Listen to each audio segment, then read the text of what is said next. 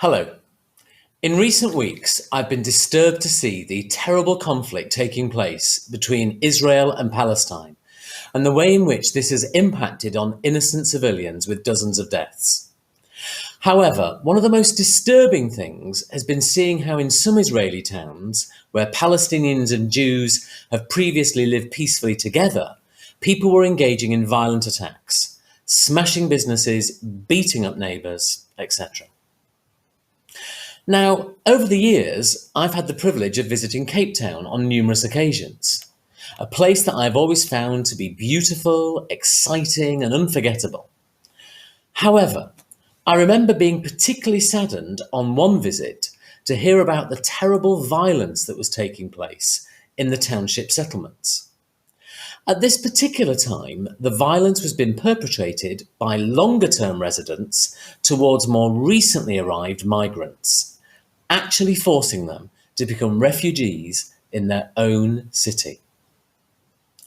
In our own cities here in the UK, we have had groups of citizens fighting one against the other, and this can be along ethnic or political divisions and can happen in any part of the UK.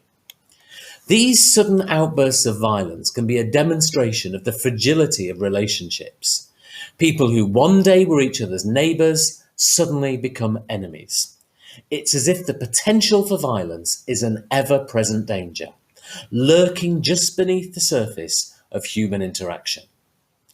In the past, this has been demonstrated to a far greater extreme with the various civil conflicts in Bosnia and Rwanda.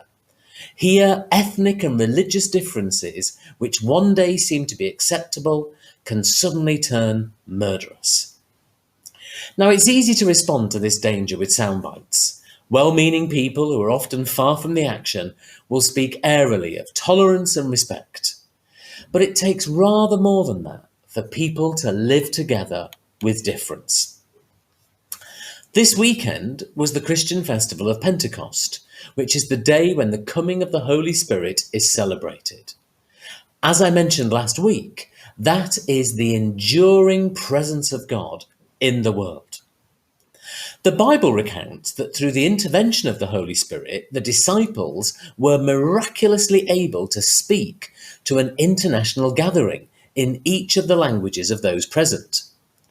For Christians, the symbolism of this is that a once dispersed humanity is now reunited in the power of God's Spirit, who breaks down boundaries and makes people one.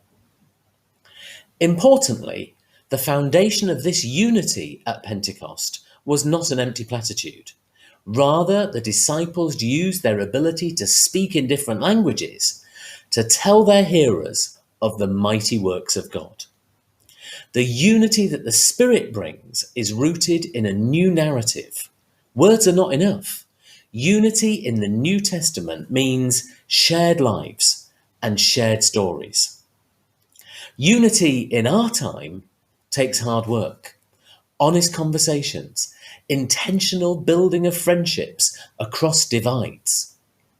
In a recent conversation that I had with some fellow trainee priests, we discussed that differences are not there to be tolerated or accepted, but rather they are there to be embraced.